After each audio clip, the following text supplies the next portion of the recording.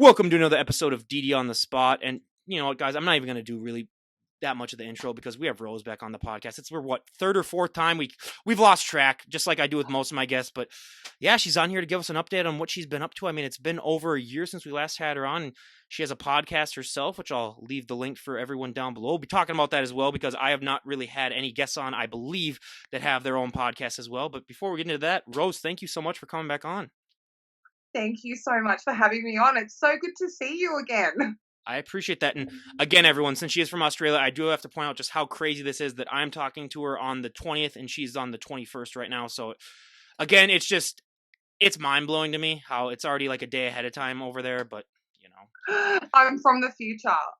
I've always told them, said, give me stock advice. What's going hot really today? And then I've always just found the time zones to be really crazy. I got to bring that up every time I have an Aussie guest on, no matter what. It's just ridiculous. But to get things started, I mean, Rose, you're part of a podcast now. How did that come to be, and how's that been going for you guys?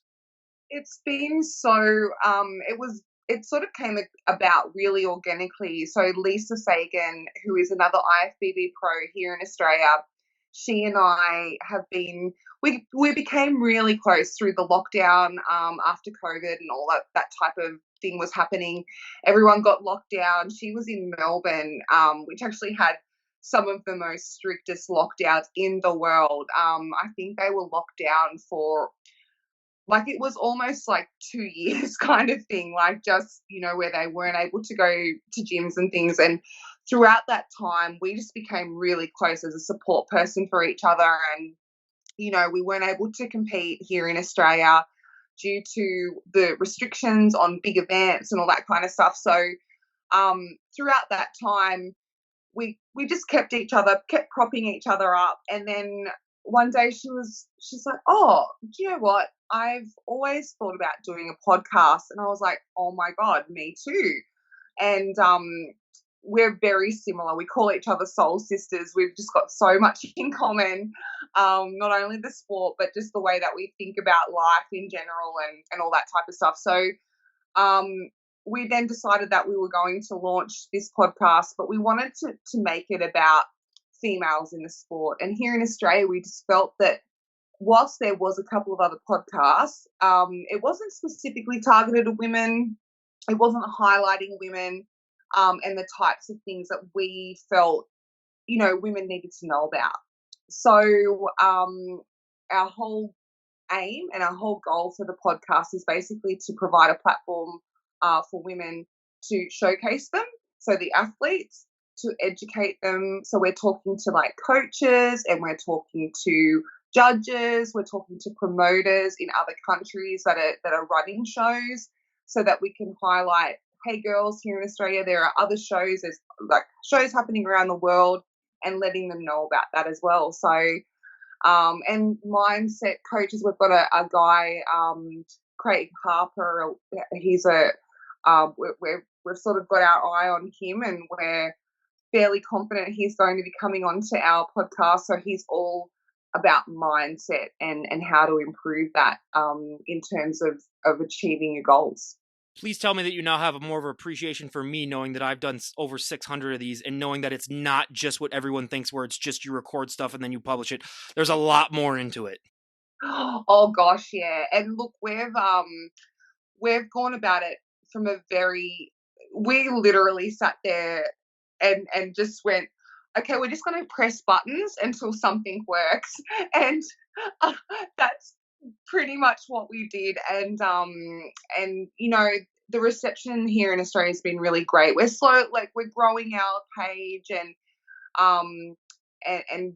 getting our name out there, but it is really, like, it's full on. You have to dedicate a fair amount of time to this, and 600, I just cannot believe that.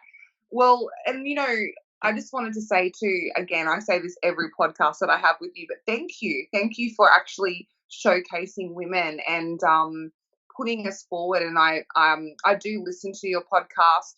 I love podcasts in general. So when I'm on the treadmill or I'm doing something, around the house, cleaning up, that's what I'm doing. I'm listening to podcasts. So yeah, to hear the women that you've actually had on your podcast is just amazing. I'm gonna be completely honest. Yesterday, I was looking through like guests that I've had on, and I don't even remember probably like a dozen of them. Where I was like, wait, I actually talked to that person, just because it's gotten to the point where you've done so many where like I had to like look at 10 photos of her, and I was like, oh yeah, I remember that face actually. But there are some people that I'm like, wait, I did something that, and then I looked it up on my on my YouTube page, and I was like, oh crap, I actually did do a podcast with them. Like I don't even remember doing that. So we've gotten to that point now. I've always told myself when it gets to that point, then it's like I might need to slow things down a little bit because it's like when you're not even remembering everyone that you've had on. But yeah, that's what's happening, and I appreciate that too because yeah, I mean, and I just got to warn you, like it took me 2 years before I was even like making $1 on YouTube, so it takes a while. So you gotta dig in deep. And I mean, unless you're having like Jennifer Aniston on, which by the way, for my celebrity podcast, that's my one guest where if I ever did have her on, I would just stop podcasting altogether because I've done all that I could in The this life, holy and grail.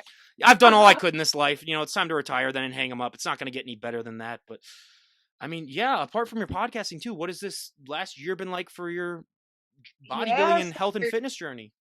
yeah, so I'm still competing, or like I'm still training She really, still really has the hard. look, everyone. Yeah. Oh, I hope so. I hope so. But yeah, this year I'm actually going over to America in October.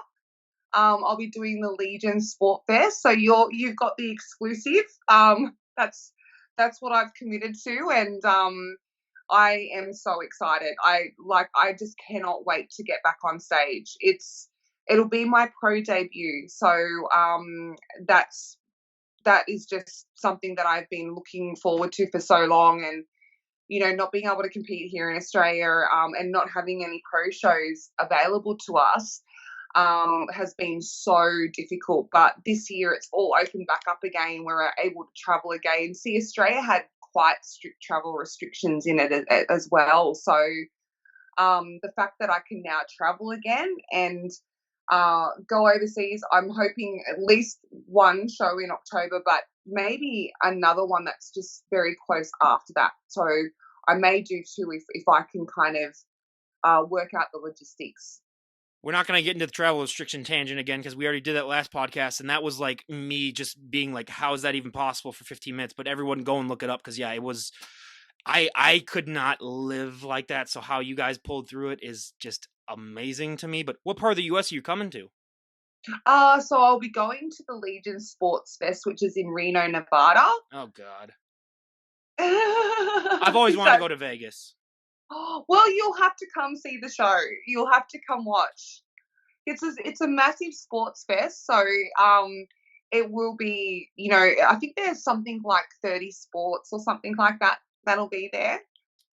I will have to remind you, as a North American, or as an American, I should say, we don't get that much time off from work, so I'll have to check my schedule. I hear about some of these other countries that get all this time off work, and it just makes me want to, just quit my job right then and there and find something. But yeah, so I Yeah. have been I have been looking into places like that. So hey, who knows? I might end up going, as It could well. be podcast. You could That's go. true. That's true. That's true. I did go to my first ever show, just right here in Minnesota. It was just an amateur show, like it was right down the street here, and I had a lot of fun there. I met about 4 or 5 guests that I've had on, which was nice. They were shocked at how tall I was, which I always found to be funny. So that was always hilarious. But yeah, it was interesting getting to meet some of the guests came. I mean, I did not enjoy the smell of all the spray tan that you could Oh, smell, it's pretty funky. It's pretty funky. and since it was at a casino too, they had an open bar in the back, so. Ow. Did it get messy? Not for me, but I know like some of these competitors. I was like, God, if you have one shot of anything, you're just gonna be dead, basically, just because you're just so drained and depleted. But yeah, I didn't stick around too much after the end because I don't know. I think I had to like work later that day or something like that. But yeah, it was a lot of fun. So I plan on going to another show again for sure in the future, and I'll let you know if that one's there. And how is your how has your prep been going so far as you're getting ready for this? Has it been different from other preps, or what are you doing now? It is a little bit different in the fact that I've started to actually, about probably 2 years ago, 2.5 years ago, it's probably 3 years ago now.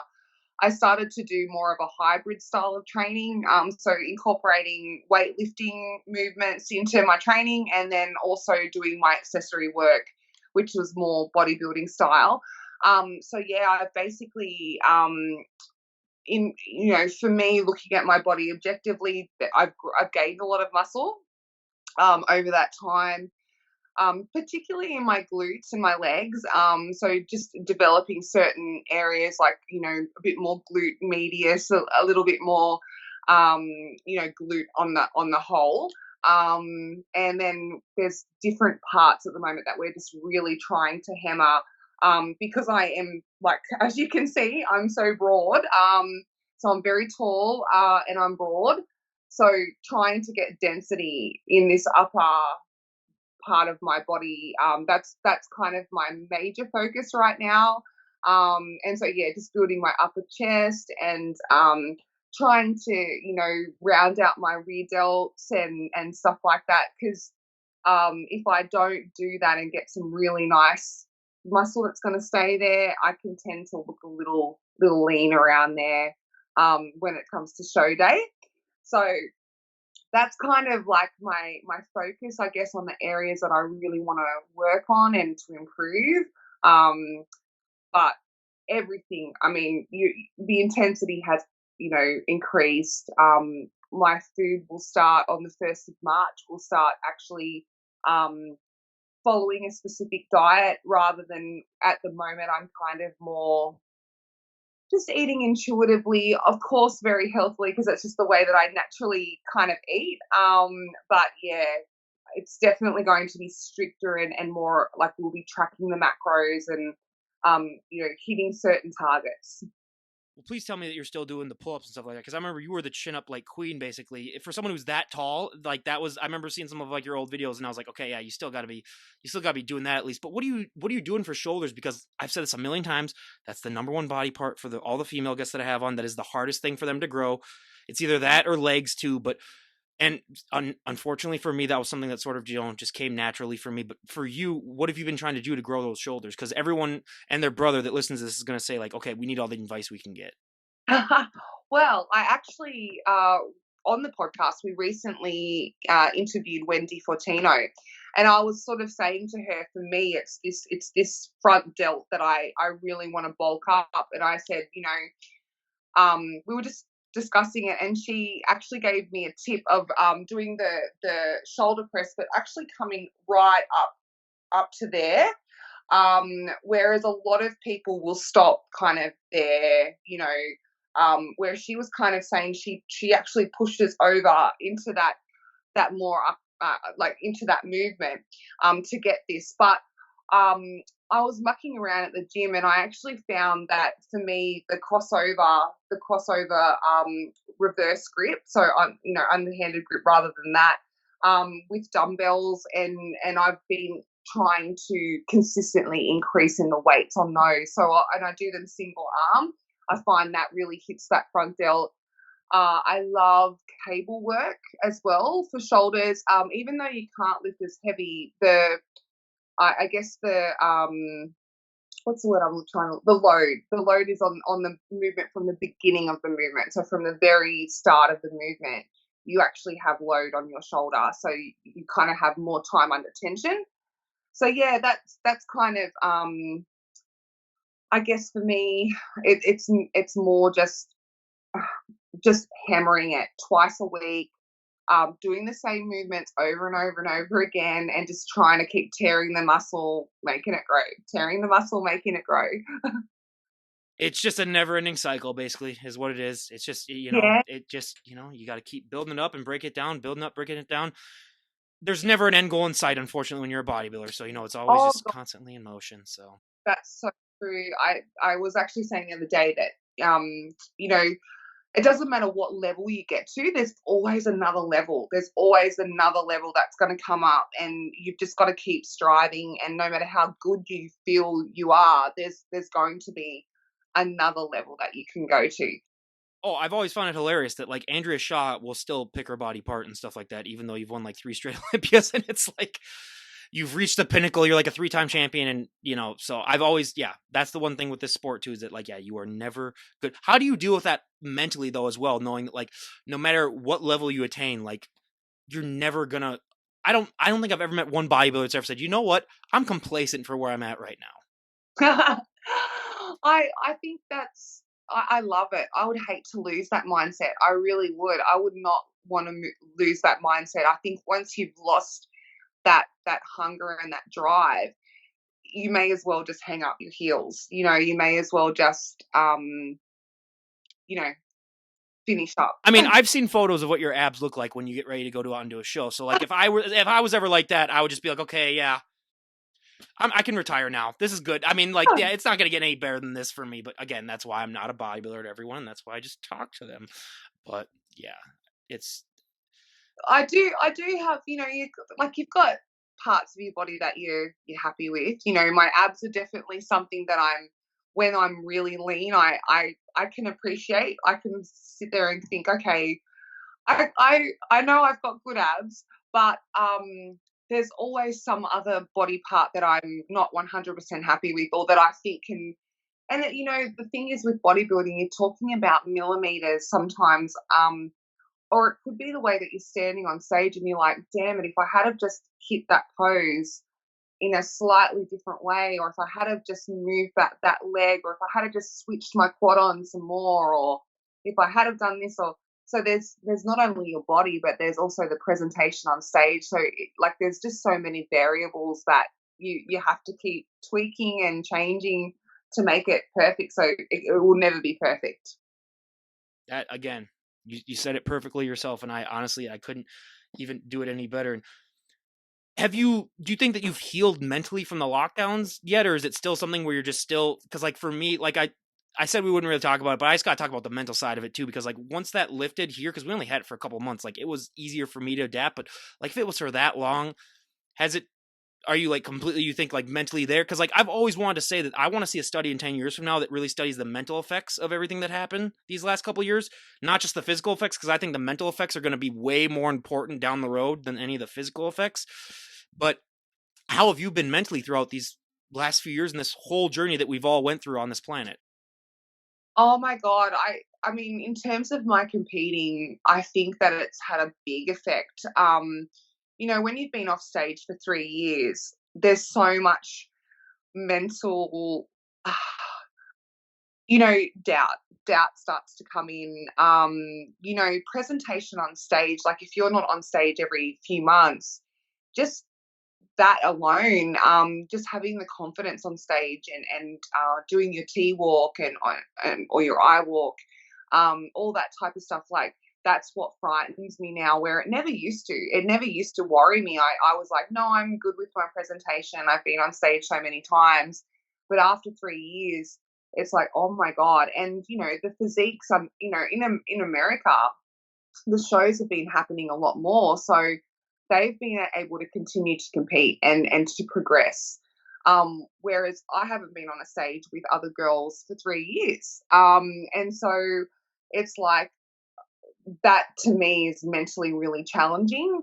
In terms of the psychological effect that the lockdowns had on, I guess, not only myself, but what I can see as a society. I mean, we're going to be seeing the fallout from that for many years. And my background is psychology and social science. So I called myself a social scientist and a psychologist for many years because of that reason. I did a lot of years of study in those fields. And I knew early on, I thought, this is really this policy stuff around lockdowns is going to have such far-reaching consequences, and we don't even know what we're going to be dealing with. And I think it's coming out now.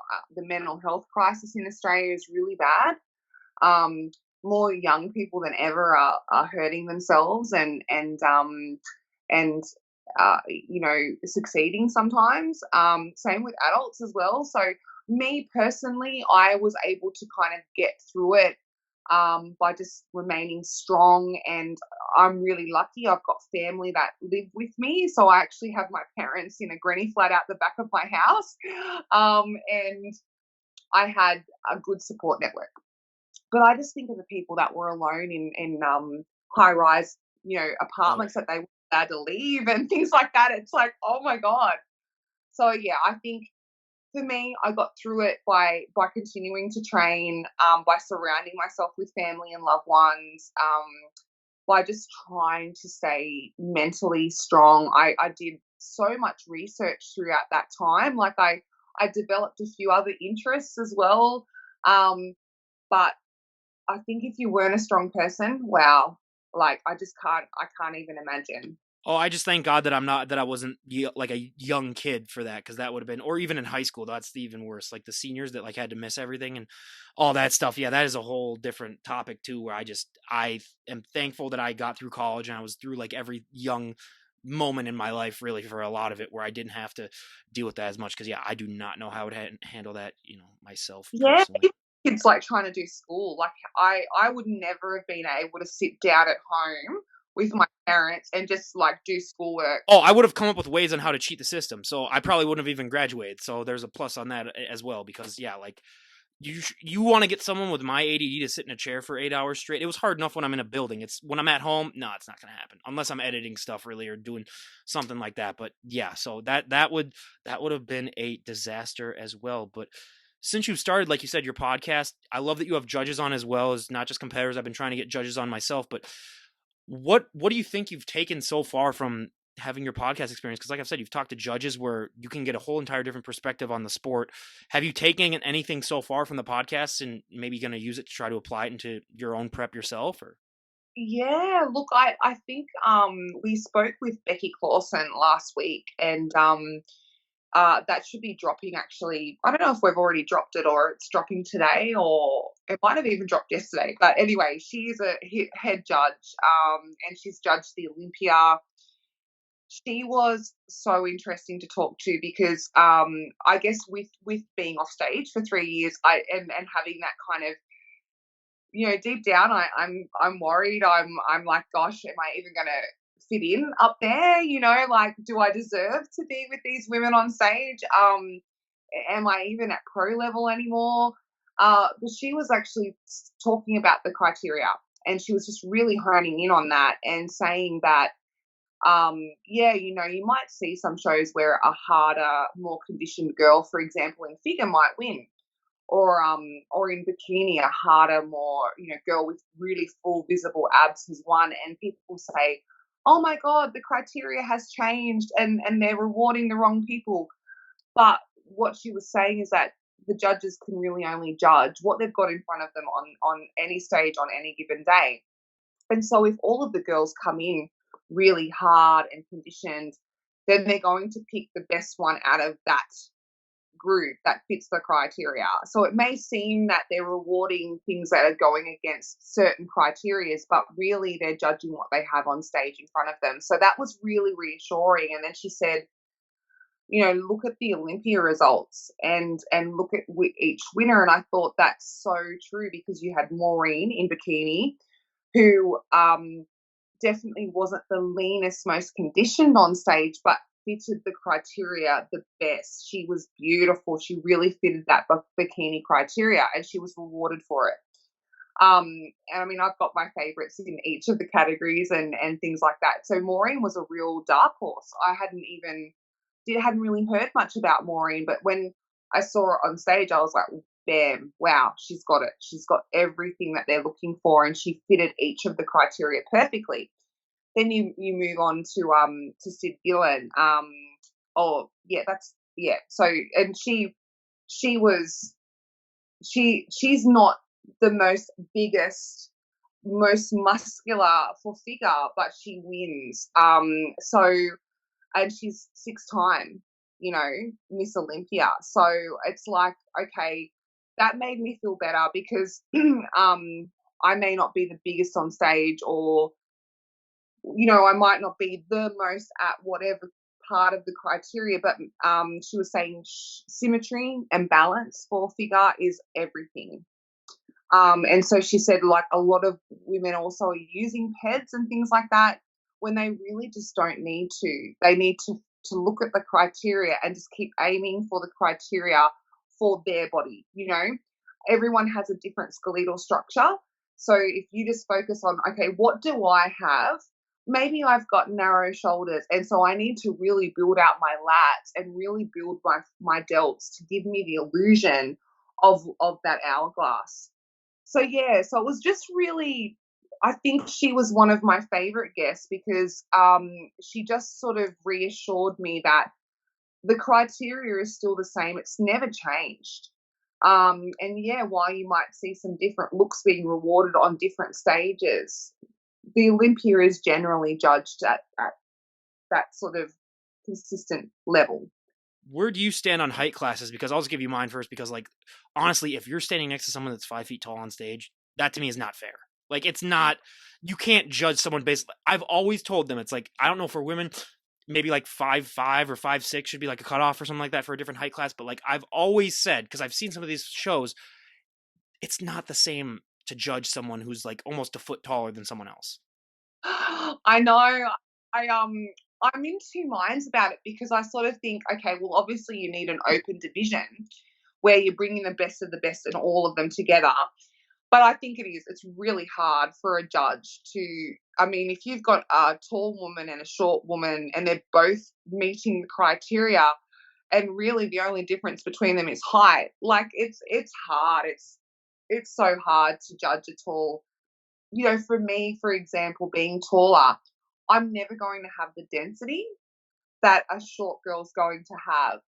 And so yeah, I wish that there was kind of like a split in the height divisions, but I don't think realistically it could ever be done because then you wouldn't have an overall champion. So you've just got to, and you know, some years it's been a taller girl and some years it's been a shorter girl. Like the last few years, obviously, because Sid's winning, she's tiny, so she's so I guess it is what it is.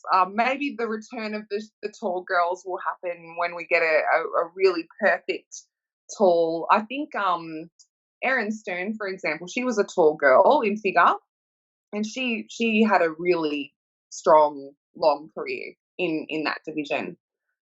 I've always had, a sweet tooth for the taller competitors too, because being a tall person myself, I know how hard it is to really put on the size. So whenever, if I were a judge, I'd automatically give it to the tall person if I'm just being totally honest. So it was the same thing For just me, because, I'm yeah, biased because I'm absolutely. Well, tall. yeah, I'm 100% biased on that as well. But you mentioned also with your hybrid training. So how is your training now different than, because I mean, when I think of hybrid training, I normally talk to a lot of powerlifters, and that's when they mix like bodybuilding with powerlifting, and that's just absolutely crazy to me. But how do you hybrid train exactly? Yeah, so I have my sort of three days where I'm doing my king lifts or my deadlifts, my squat day. Um, I call them my leg days. I call them leg day 1, 2, and 3. But it's sort of not really, if that makes sense. So I'll have uh my day of squats, for example, and it'll be depending on which phase. Like, so for example, if we know that we've got 10 months for a show, like right now I'm in a building phase. So I'm trying to do heavy weights for a lot of reps and a lot of sets, just really getting that base nice and strong so that we can then, so say week one might be 10 sets of squats at like a weight that's manageable, so maybe 70 or something like that. And then we might do the same with deadlifts. So you've got 10 sets of like 3 at 120 or something like that. So heavy, but maybe a little bit lighter on that while you're going heavier on another movement for that week, for example. So because we've got to manage fatigue as well. So my coach is really good with just he structures it for me. Um, and then so we've got the 3 days, and then we will do some accessory works after those big moves. So after the deadlifts and the squats, of course, you'll have your other accessory movements that are working on quads or glutes or hamstrings, whatever. And then my upper body, I have my bench day as well. So I will do a heavy bench, but I'll also be doing reasonably heavy. I might change the bench from a flat bench to an incline. Do you know what I mean? Some weeks, depending on where we're at in the phase. And then the other days, so I generally train about 6 days a week. And people say, oh, that's a lot, that's too much. But my sessions are like 45 minutes to an hour long. And they're very specific. And if I need an extra day, so if I'm like very tired, I'll leave it at my 5 days. So that's kind of how it's working at the moment. No cardio at the moment. And I'm remaining really lean by doing that. And I'm like, that's new, that's different. I am definitely leaner through the backs of the legs and things, and I think that's just because this hybrid style, when you're doing the really high reps, it's like a cardio workout in itself, you know. And we're going every minute on the minute type thing for some of the squat sessions and things like that. So yeah. One thing that I struggled with when I was really getting started is that I didn't know when it was enough really for a training in a day. Do you ever still struggle with that, where maybe even after 45 minutes you just feel like you didn't do enough? Because I still have those days every once in a while, and those are the worst to me, where like those are the days when I'm worried that I might accidentally injure myself by being like, oh, I can just do one or two more sets, you know, I'm feeling fine. But do you ever deal with that? Oh, I did with my last prep, so I learnt a really hard lesson. Because I was pushing so hard, and I was doing, like, I would finish my session and then I'd feel okay. So then I'd go and do plyometrics and I'd do this and I'd do that. And I ended up giving myself really bad sciatica, really bad. And it took me quite a few weeks of rehab to try and sort out my hips. My hips were so tight. Um, so now I tend to really listen to my body. I got really good through the last 3 years. That's one thing about not competing. I learned to listen to my body so much better. Absolutely. Yeah. I talk to people that take that break, and sometimes the hardest thing for bodybuilders to do is take that break from the stage, but you do learn so much more about yourself than if you were just like do that continual loop of just prep prep shows, prep off-season shows. It's just, yeah, sometimes you do need to take a break. But what have been some of the biggest changes that you've seen in bodybuilding in general? Because like you said, you've taken a 3-year break, and I know you've had guests on and you've talked about like how the sport's changed, but you yourself personally, what have been some of the biggest things that you've seen? We'll just even just do figure then, because figure, let's be honest, like that's almost completely changed in just 3 years. Yeah, it's so I feel like the girls are coming in, they're really muscular, like, so I feel like we've increased the muscle a little bit in terms of, you know, how much muscle the girls are carrying. Um, Certain shows, I feel like that, like, once I talk to the judge, to Becky, it really did give me some new perspective, and I think that's what we're lacking out here in Australia, is that perspective, because we are only seeing the shows Well, you're a day coming ahead up. of everyone else. What the hell do you guys I, expect? I know, right? Um, so, but yeah, so I think it probably hasn't changed. It probably hasn't changed as much as I thought because when you think about the Olympia, it's still Sid. She's still number one. She's still the epitome of what we should be going for and looking like. So I feel like in some of the other athletes, I feel like, you know, they're trying to get to where Sid is. But sometimes if you don't structurally have the amount of muscle, there some I think feel like some of the competitors might be going down that road of, like, you know, enhancement. And they're not really achieving the look that Sid does, because she looks so natural. And She's then you so, get those disproportionate people that they're yeah, just overly big in some body parts, and you're just like, okay, that's why. So yeah. yeah. So I feel like it's a combination of, like, some of the women that you see, they're just probably more suited for a different category, but they're trying to fit into that category of figure.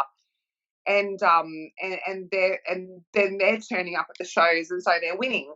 And then all the girls go, oh, it's not fair, the criteria has changed, but it's actually because they're the girls that are going to the shows.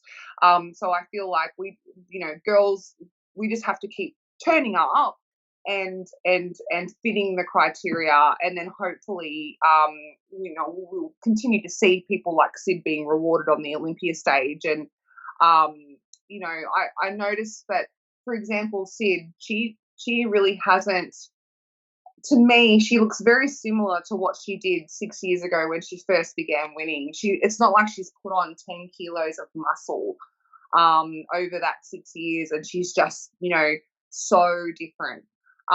But whereas other girls I've noticed really have, and that might be because they've needed to add muscle. Um, but some have probably, they're right on the edge now of like, oh, pull it back in, or yeah. Well, you mentioned posing too, and I do got to ask this because this is a question that I just thought of myself. Because figure posing is somewhat restrictive, I will say, where you don't really get to be as anime as other classes. If there was one pose that you could add to figure, what would it be? Oh, front double bi. Yeah, front double bicep. Definitely. I'd love to be able to stand there and just, Oh, that would be great. Yeah, that's how that should just be a mandatory pose for every division, regardless. I mean, even if you're in bikini, like that's because it's bodybuilding. I mean, it's like, so yeah, that's I've always found that kind of funny to it at the same time. But one thing that I also want to reach out and talk to you about, because like you said, where you have a podcast where you talk to women about, what it's like to be a female competitor. What would be probably one of the biggest things that you would like the general public to understand about the women's side of the sport? Because like you said, that coverage on the women's side is lacking. Even, I mean, since I've started my podcast, and again, I am not taking any credit for this at all, but there has been a lot more female bodybuilding ish, podcasts, or just people that just, talk to people, women that are in shape. But there still is just so much lacking knowledge. So what would probably be the biggest thing that you would like to have the general public just be aware of on the women's side of the things? I guess for me it would be around just breaking down the myths and the stereotypes that women who lift are, we morph into the Hulk overnight, we're masculine, we're this, we're that, or that we're all using peds. And I think that does turn some women off. They're like, oh, but I would have to do peds or enhancement in order to compete. No, no, you don't. And that's definitely the sentiment that's passed on by the judges. I mean, they know, they can see visible signs of use on you. So, you know, I think we create all of these myths in our own mind. Um, and we've been able to do that because we haven't had education and we haven't had those avenues to kind of look at and learn from. So, um, yeah, that would be my biggest thing, like overcoming myths, and um, letting women know that weightlifting is actually incredibly good for you mentally, physically, emotionally. It really does help you grow as a person and realize that you are capable of so much more than you ever dreamed. I mean, when you're in the gym and you're doing a hard set and you are feeling it and you don't want to get it done, and then you push through and you get it done, or you get a PB, or you pass some yardstick that you've been wanting to get past. It's the best feeling in the world because you've done it yourself and you've proven to yourself that I can do this, and you've built trust within yourself, and trust in yourself leads to more goals being reached, which leads to better self-esteem, which leads to a happier person. So Absolutely. And I mean, you've brought this up too other times that we've done the podcast, and I've never really got into it, but I just wanted to ask the one question about PEDS because it is so prevalent in the sport, unfortunately. Like it's it really is. for every like so many people do it. And I'm not even gonna give out a percentage out there, but it is a lot. And I know that you don't take anything, but how do you deal with that temptation? Because like it's tempting for so many people just on the fact that when they realize that like almost everyone else does it, then it's like, oh, I just have to do something then just to catch up. But how do you deal with that temptation? Because I'm gonna be honest, if Mm, I was competing and I heard that, it would be very hard for me to not just dabble into it myself, just knowing that like, hey, if almost everyone else is on it, like it's gonna be hard for me to keep up. yeah. Look, it is. It's something that it does cross your mind, but at the same time, for me, because I am such a tall girl and I'm quite big. Like, people don't realize, I think, when they see me, but I'm quite a big, tall, broad girl.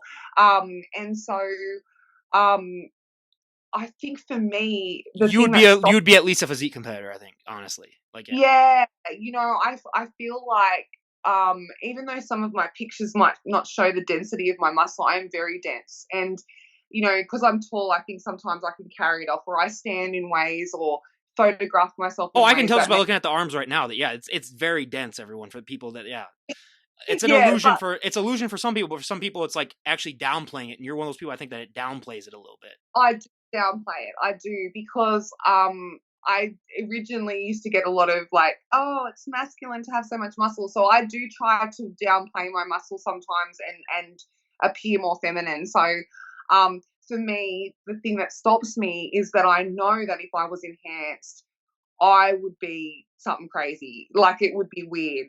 It would get a little weird, and I feel like it's just not a look that I think is for me. That being said, I mean, I think everyone in the back of their mind, they're like, oh, well, if I don't lean out properly, maybe I could go down a different road. And so I never say never, but I've never had to. I've always gotten myself ready, and I've never felt the need to have to jump onto something else. And for me, that's actually reassuring because all the variables I know how to control. When you start putting other substances in your body, you actually don't know. You're introducing another variable which you have to control, and your body may not like that substance. Your body, well, maybe you've gotten a substance that actually isn't okay as well. That's the other thing we've found a lot in bodybuilding over the last couple of years is that girls are getting substances and taking them, and they're not what they think they're taking. And a woman the other day, she actually shared a video. It was really sad. And she was talking about her voice and how she Caroline had, Demisquita, it may have been, yeah, I think, and she was saying strong that she sweet Caroline, is that her name? Yeah.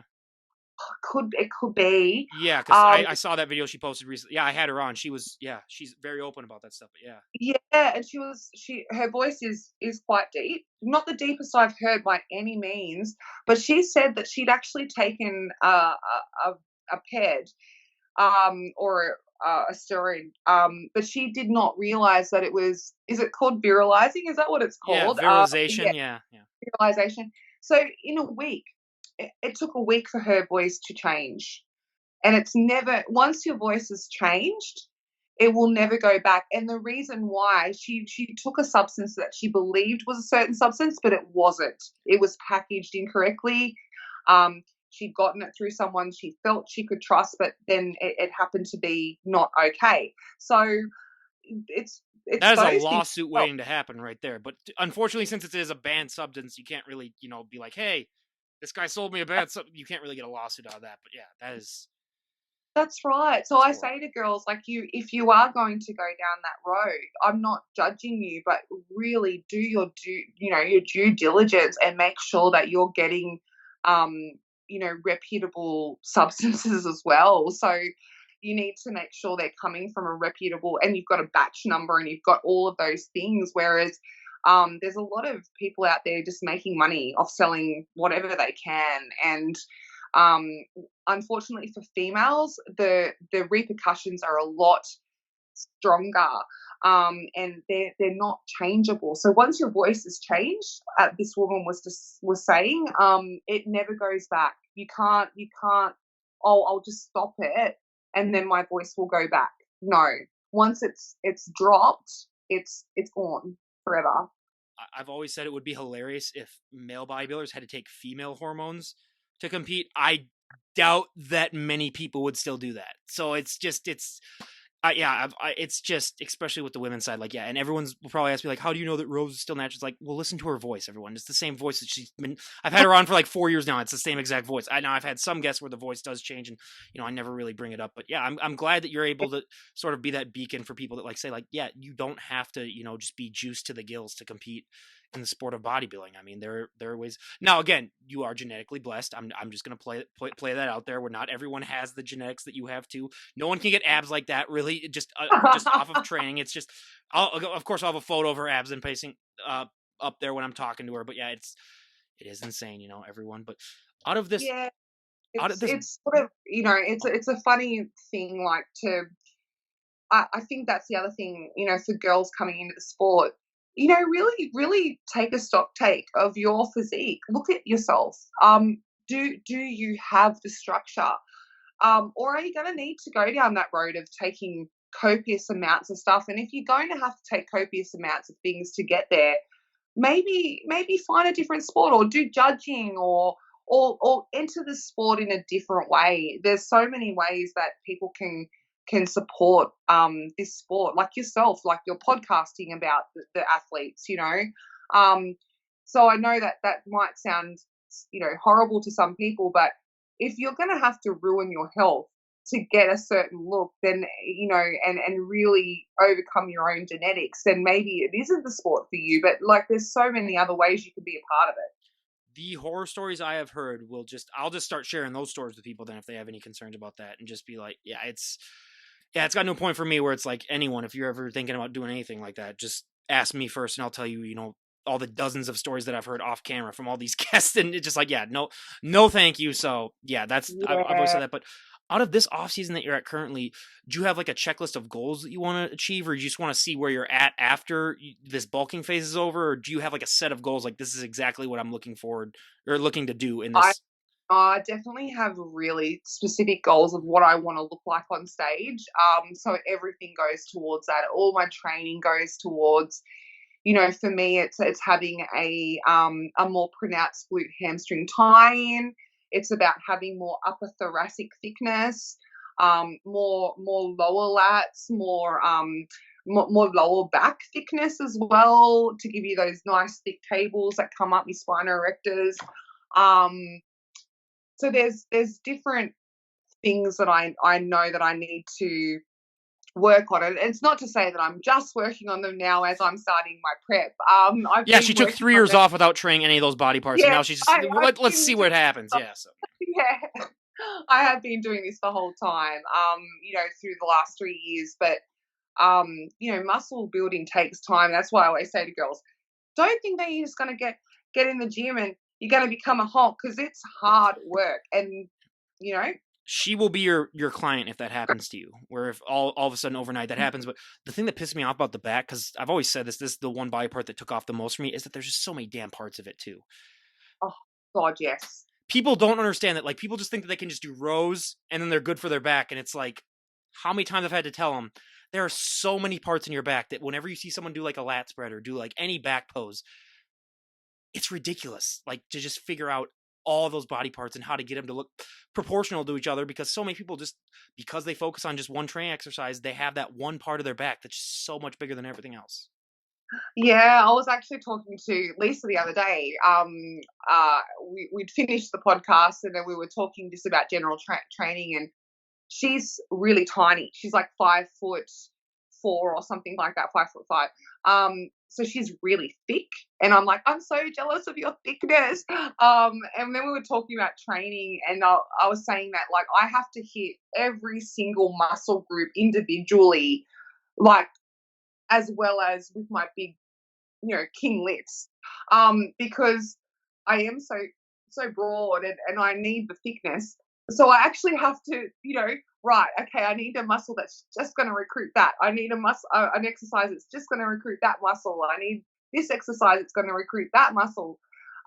So yeah, so I do tend to do quite a lot of accessory work around my big lifts, because you just can't get the detail that you need otherwise.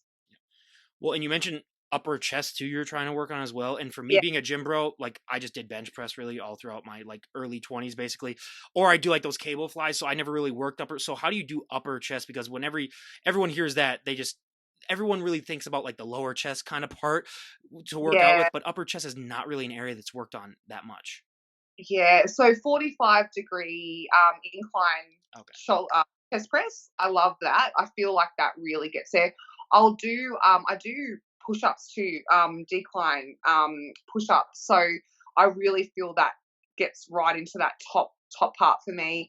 Yeah, the cables with like moving, like going from down to up. What else? I've always found I it fascinating how mmany things there are to do just for a little tiny body part like that. Oh God, yeah. God, yeah.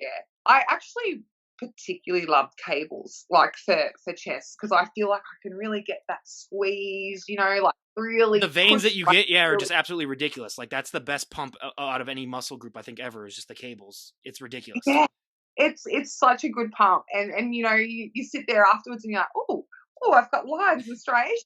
Oh, And then they disappear in 5 minutes, and you're like, okay, come on, like, well, that's the curse of the natty. You know, yeah. once we're pumped for about 10 minutes, and then we're like, I look like I've never lifted a weight Is that why before. you have to time things perfectly for shows, basically, where like you get that pump at that right amount of time, and hope to God that you aren't on stage for a certain amount of time?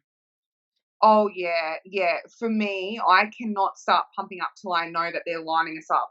I'm like, right, okay, now we're lined up. We're definitely going on stage. Okay, now I'll start to pump up. And I don't tend to pump up a lot. I try to do it with food. I try to be nice and full, because of that reason. If something goes wrong and you've pumped up, you cannot pump up again. For me in my body anyway, it's like, oh, I've done a pump. I've done a pump for the day. I'm done. Yeah. So And yeah, you got to time it so perfectly. oh yeah, it's a science. Like I've said, this whole sport really is a science itself, where it's just all about figuring out what works best for you. But before we wrap things up, I mean, I've asked you this question every single time I've had you on. I will continue to ask it every single time I've had you on. When we do have you on a year from now, where would you like to be at in your bodybuilding journey? Where would you like to be at just overall in your life? Where would you like to be at with your podcast? Just overall, where would you like to be at in your life a year from now when we have you back on? Oh, I definitely would love to. I'd love to be saying that I've qualified for the Olympia. That would be amazing because there's not been an Australian girl that's qualified for the Olympia in many years. I think maybe one previous girl has ever qualified. I So I can see the body, but I can't remember the name. I think I know who you're talking about, but what's her name? She's like really famous on Instagram, or she was at yeah, least. I'm trying to remember her I name. don't remember who she is, but I'm pretty sure there's only been one previous woman.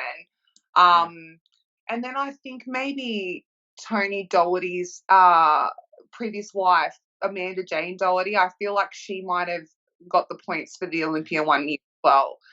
But I mean, to represent Australia on the Olympia stage would just be phenomenal. So I'd love to be able to say that.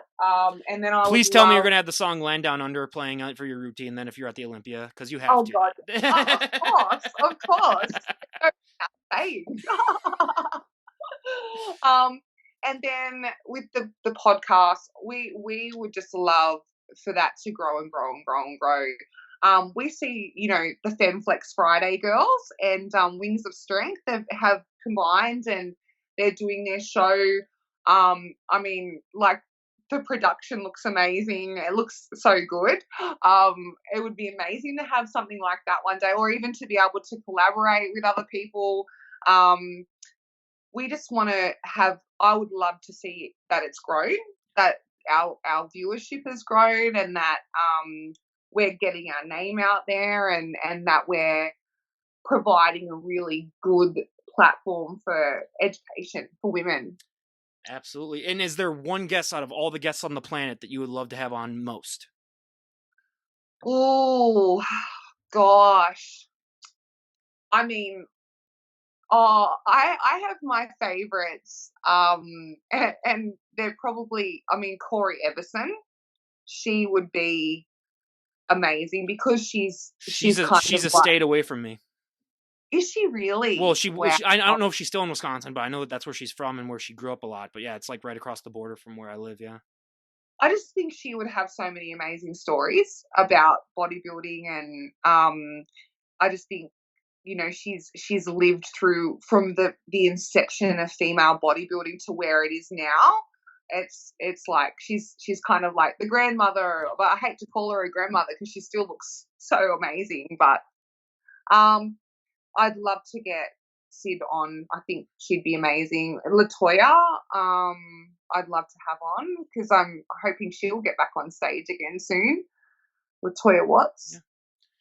I mean, I Um, hate to be that kind of guy, but for my answer, like I've already had on like everyone that I've ever like even tried to get on, really, that I really, other than Wendy, but we said we're gonna work on that. That's something that we discussed, you know, after that. Wendy, if oh, you're listening to this, they're probably the yeah, one.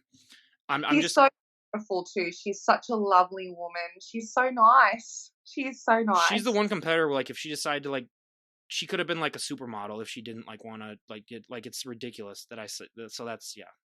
So you're Came onto our podcast and I just remember looking at her on the computer, just thinking, "Oh, she's just perfect. She's just beautiful, just so beautiful." I don't know why she doesn't win every year. To be completely honest with you, like I don't I understand. love her body. I love her shape of her body. Yeah. I don't get that. So again, you know, Wendy, if you're listening out there, hey, I'll get back to me. Again, I really don't care. But yeah, it's you know, it's great. And again, you know, like Rose, it's always amazing having you on, talking to you. She is the one guest that she sent me some Tim Tams and some Vegemite last time, and I really enjoyed that. I was surprised in the I did put too much Vegemite on my bread that one time though, so it was a bad Yeah. experience. That would have been a terrible experience. I should have warned you. Well, and then I ate it raw one time. The first time I ate it raw, the first time just to see what it was like. I did a spoonful, and that was not pleasant. Oh So God, no, no. Oh, you poor thing. Oh gosh, that would have been, yeah, the Tim no, Tams not. were outstanding though. Those lasted probably about 2 days in the household. Like, and then everyone Oh, had some, and they were gone. Yeah. I'll have to send you some more over. That would be great. Now we'll have to do like a Vegemite tutorial that we post to everyone so that they know ahead of time not to make the same mistakes that I made too. Which, oh Absolutely. God! But again, you know, everyone go and check out Rose's Instagram page and go and check out her podcast. I'll leave a link down below. Well, what's the name of the podcast first of all? Go figure. Yep. Go. Yeah, That's a great name. yeah. Go figure. Podcast Australia. I think there's a name. I think there's a movie by the name of that too. But then it's like, yeah, that's great. So everyone, yeah, I'll leave a link down below. And again, Rose, I cannot thank you enough for coming back on. I really enjoyed it. Thank you so much, Ryan. I really appreciate it. And just I'm always happy to come on and have a chat to you. Absolutely. All right, everyone. This is Ryan Johnson, DD on the spot, signing off. Have a great day, everyone.